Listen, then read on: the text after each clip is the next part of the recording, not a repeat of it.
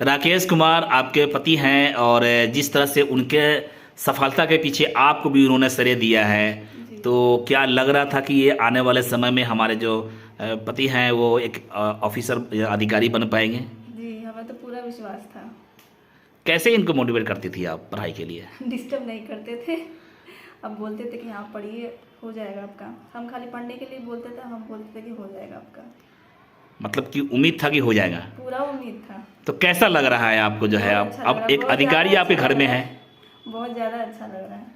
जिस तरह से आपके पुत्र आपके संघर्ष को, आपके जुनून को बरकरार रखते हुए कृषि प्रखंड पदाधिकारी के पद पर सफलता हासिल किया बीपीएससी के तहत, कैसा लग रहा है आपको?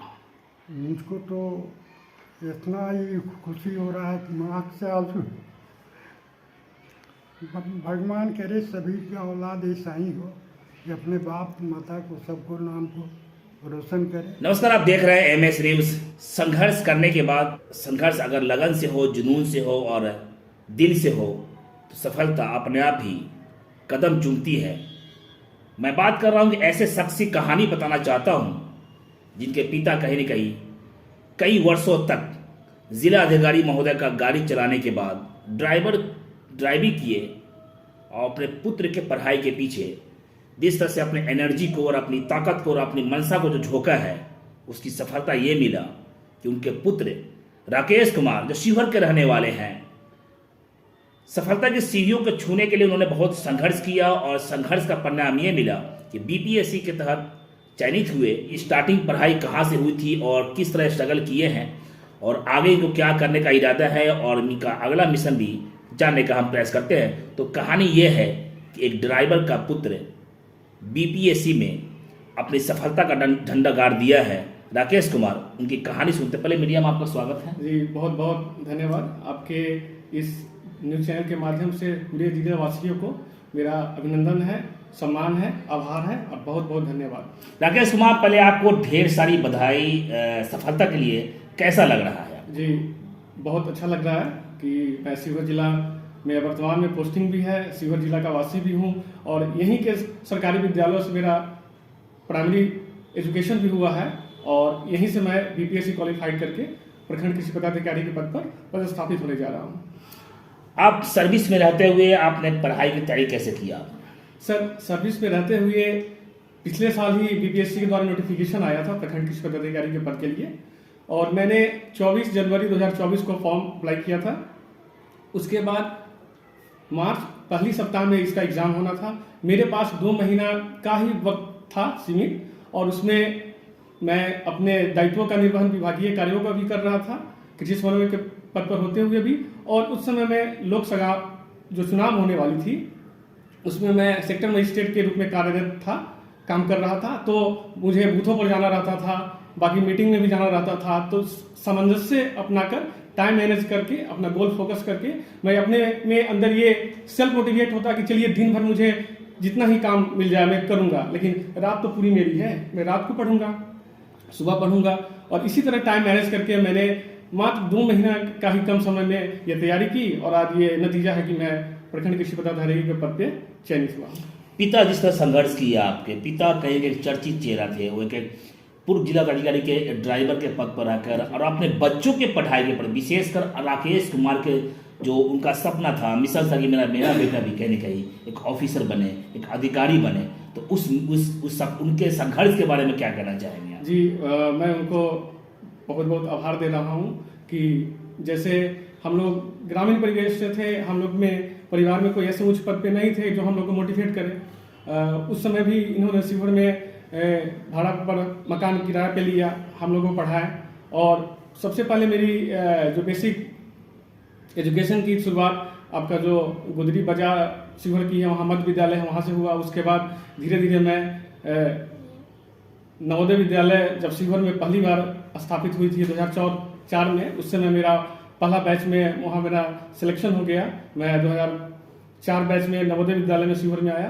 तभी से वहीं से मेरा एक गोल सेट हो गया कि नहीं, मुझे अच्छा करना है। मेरे पिताजी हमेशा बताते थे कि क्योंकि वो डीएम साहब के पूर्व चालक थे, तो उनके साथ रहना, और बाकी पदाधिकारियों का, वो आके कहते थे कि नहीं ऐसे पदाधिकारी होते हैं, ऐसे होना चाहिए। तो अंदर अंदर सेल्फ मोटिवेट भी होता था कि नहीं हमें भी कुछ आगे करके दिखाना है। उसके बाद नवोदय विद्यालय से निकलने के बाद मेरा चयन BHU में कृषि स्नातक में हुआ और 2015 में मैंने वहाँ से ग्रेजुएशन पास किया कृषि से। उसके बाद कैंपस में ही मेरा सिलेक्शन जीविका में हो गया था। 2015 में ही मेरा प्लेसमेंट हो गया था जीविका में। तो मैं फार्म मैनेजर के रूप में वहाँ पे कार्य किया 3 साल और 2018 में फिर बिहार SCC द्वारा मेरा कृषि समन्वय के पद पर हुआ और वर्तमान में उसी पद पर मैं शिवहर में हूँ। तो अभी मेरा कृषि विभाग में ही ये तीसरा जॉब है। एक सवाल बड़ा गूंजता है, मन में भी आता है कि आपके पिता एक IAS अधिकारी के गाड़ी को ड्राइव कर रहे थे, चला रहे थे और मिशन आपको भी देख रहे थे कि मैं भी अपने पुत्र को कहीं न कहीं इस रूप में देखना चाहते हैं। तो क्या लगता है कि इस आगे की पढ़ाई कंटिन्यू जारी रहेगी आपकी? जी, मेरा संघर्ष आगे भी जारी रहेगा। अभी तो ये शुरुआत है, आगे और ऊपर तक जाना है। स्टार्टिंग पढ़ाई के थोड़ा कुछ बताना चाहेंगे? आपकी स्टार्टिंग पढ़ाई कहाँ से शुरू हुई थी आपकी? जी, स्टार्टिंग पढ़ाई मेरा बेसिक नवोदय विद्यालय से शिवहर से ये स्टार्ट हुआ था। वहाँ से मैंने 12th तक पास हुआ। उसके बाद मैंने एग्रीकल्चर को अपने करियर के रूप में चुना, क्योंकि उस समय बाकी सारे लोग इंजीनियरिंग और मेडिकल की तरफ जा रहे थे, लेकिन हमें उस समय लगा कि नहीं, एग्रीकल्चर एक आगे के फ्यूचर में अच्छा स्कोप हो सकता है। उसके बाद हमने BHU का एंट्रेंस एग्जाम दिया और 2011 में इसको क्वालिफाइड किया। उसके बाद 2015 में मेरा पासिंग हुआ और उसी के साथ साथ मेरा कैंपस सिलेक्शन जीविका में हो गया था फार्म मैनेजर के रूप में। मैं जीविका में गया, 3 साल जीविका में रहने के बाद बिहार SCC के द्वारा कृषि समन्वय के पद पर बहाली निकली थी। उसके बाद वहाँ मेरा चयन हो गया और मैं शिवहर में आ गया। ये बड़ा ही इंटरेस्टिंग कहानी है आपकी कि आप सर्विस में रहते हुए सर्विस की तैयारी कर लिया आपने और सफलता आखिरकार आपको मिल ही गया जो आप चाह रहे थे। लेकिन इससे बड़ा भी आपका सपना होगा। फिर इस चीज़ को कैसे आप मैनेज करते थे? बहुत सारा यूथ ऐसा है, जो युवा हैं, जो पढ़ते हैं और कहीं न कहीं बीच में ही पढ़ाई को छोड़ देते हैं किसी कारणवश। लेकिन आपने एक मिसाल कायम किया है। ग्रामीण क्षेत्रों से आकर आप जिस तरह से अपने आप को सफलता का जो झंडा गाड़ा है, ये अपने आप में मिसाल है। कुछ टिप्स देना चाहेंगे उन युवाओं के लिए जो इस रास्ते में चलकर आगे बढ़ना चाहते हैं? मैं उन युवाओं को यही कहना चाहूँगा कि बहुत सारे आपने इंटरव्यू देखे होंगे, बहुत लोग कहते होंगे कि बहुत पढ़ाई करना पड़ता है, इंटरव्यू बहुत टफ होता है, मॉक टेस्ट देना चाहिए, संसाधन नहीं है, कोचिंग करना चाहिए। तो मैं उनको साफ कहना देना चाहता हूँ कि अगर आपका बेसिक नॉलेज, अगर आपका फाउंडेशन सही से हुआ है, जैसे मेरा नवोदय विद्यालय से हुआ, तो बेसिक कॉन्सेप्ट क्लियर था, मैंने एग्रीकल्चर लिया और उसके बाद अपने पढ़ाई जारी रखा। और रही कि बीच में बहुत लोग छोड़ देते हैं, तो उनसे यही कहूँगा कि मेरे पास मात्र सीमित संसाधन थे। शिवहर ऐसा शहर में ना मैं कोई मॉक टेस्ट दे पाया, ना ऑनलाइन कोई कोचिंग ले पाई। मैंने एग्रीकल्चर का ही जो बेसिक क्लासेस की था उसका नोट्स उठाया और मात्र 1.5 महीने में मैंने ये करके दिखाया है। तो रिसोर्सेज बड़ी चीज़ नहीं है, आपका सेल्फ मोटिवेशन होना चाहिए, कंसिस्टेंसी होनी चाहिए, टाइम मैनेजमेंट होना चाहिए। मैंने मात्र 2 महीने में टाइम मैनेज करके और जो मेरे पास रिसोर्स था, साधन थे, उसी का मैंने यूज करके ये मुकाम पाया है। BPSC एग्ज़ाम बहुत टफ एग्ज़ाम होता है और अभी आप जैसा बताएं कि आप सर्विस में हैं और फिर स्कूल कॉलेज से कहीं कि आपका कॉन्ट्रैक्ट टूट गया होगा, फिर कैसे तैयारी की है आपने? कहाँ से? जैसे मैं बताया कि 2015 में ही मेरा एग्रीकल्चर डिग्री पूरा हो गया था, तो अभी लगभग 9 साल का गैप हो गया।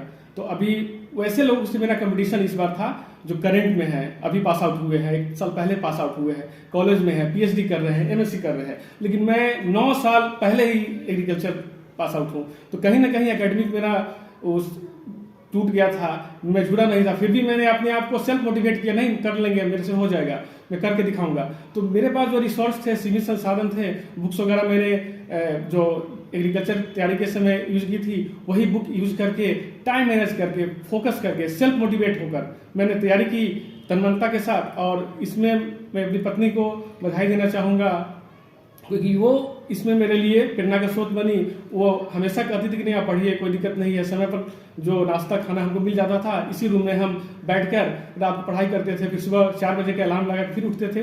तो ऑफिस जाने से पहले मैं 3 घंटा सुबह पढ़ता था, ऑफिस आने के बाद पढ़ता था, और ऑफिस जाने के क्रम में मैं अपने बैग में कुछ बुक्स लेके जाता था। अगर समय मिलता था तो कहीं किनारे बैठ के मैं थोड़ी पढ़ाई करते रहता था। यानी आपने सेल्फ तैयारी किया है, आपने किसी कॉलेज का इस दरम्यान में आपने सहारा नहीं लिया, कभी यूट्यूब का सहारा लिया? नहीं जी नहीं, मैंने यूट्यूब का सहारा कहीं से कहीं लिया, ऑनलाइन क्लासेस नहीं की, मॉक टेस्ट नहीं किया। बहुत लोग मॉक टेस्ट पटना में जाकर ज्वाइन किए थे, मैं यही था, विभागीय कार्य को करते हुए मैंने ये मुकाम हासिल किया। अच्छा, जिस समय आप एग्ज़ाम हॉल में जिस तरह आपकी जब बैठे होंगे एग्ज़ाम देने के लिए, कंपटीशन के लिए, उस समय मन में क्या चल रहा? राकेश कुमार आज जिस पद को चाह रहा वो पद मिल जाएगा? जी, मैं पहले से ही मोटिवेट था। अब मुझे लगा कि मैं अपॉर्चुनिटी मिली है, मैंने करूँगा और मैंने करके दिखाया।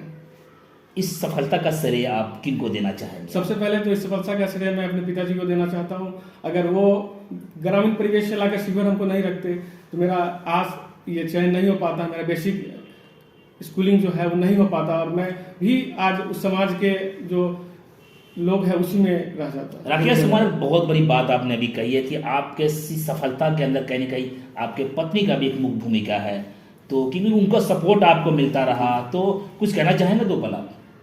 देखिए सर, मेरी शादी भी हो गई थी जब मैंने ग्रेजुएशन किया था उसी समय, और मेरा अभी 8 साल का बच्चा भी है।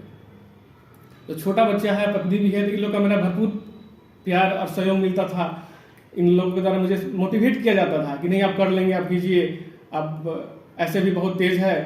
अभी जैसे केबीसी आता था टीवी पर, तो हम लोग क्वेश्चन ऐसे ही जवाब दे देते थे, तो मेरी पत्नी कहती थी कि आप क्यों नहीं चले जाते हैं? तो हम बोलते थे कि नहीं ऐसा कुछ नहीं है, कि हमको पता था, हम ऐसे ही गेस करके आप तुमको बता दिए हैं। तो हमेशा मेरे लिए मोटिवेशन का काम करती थी कि नहीं आप अच्छा कर लीजिएगा, आप जरूर इसमें मुकाम हासिल कीजिएगा, और वही आज दिन है कि मैं मुकाम। राकेश कुमार अब प्रखंड कृषि पदाधिकारी के पद पर काबिज हो गया है, सफलता मिल गया है, और जिस विद्यालय से आपने पढ़ाई शुरुआत किया था, क्या वहाँ कभी जाना चाहेंगे आप? जरूर। अभी मेरे ग्रामीण जो बिसाही गांव है वहीं पे नवोदय विद्यालय है, तो मैं हमेशा जाता हूं, तो वहाँ स्टाफों से मिलता हूं, और फिर मैं मुकाम हासिल किया हूं। सभी को जाके मैं तहे दिल से धन्यवाद है वहाँ के टीचरों का, ग्रामीणों का, शिविरवासियों का, आप लोगों जैसे बंधुओं का, मीडिया का, जो आपका स्नेह, आभार और जो प्यार हुआ, इसी कारण मैं इस मुकाम पर पहुँचा हूँ।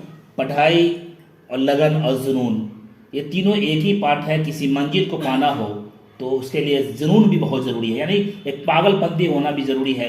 पिता जिस तरह से आपके एक गाड़ी का ड्राइव करके और आप सबके आगे बढ़ाने का प्रयास किया है, तो राकेश कुमार का अगला जो है मिशन और मंजिल क्या है? जी, आगे मुझे जो पिताजी जैसे मोटिवेट किए, एक जुनून था मेरे में कि नहीं मुझे भी बनना है, कुछ करना है। क्या बनना है?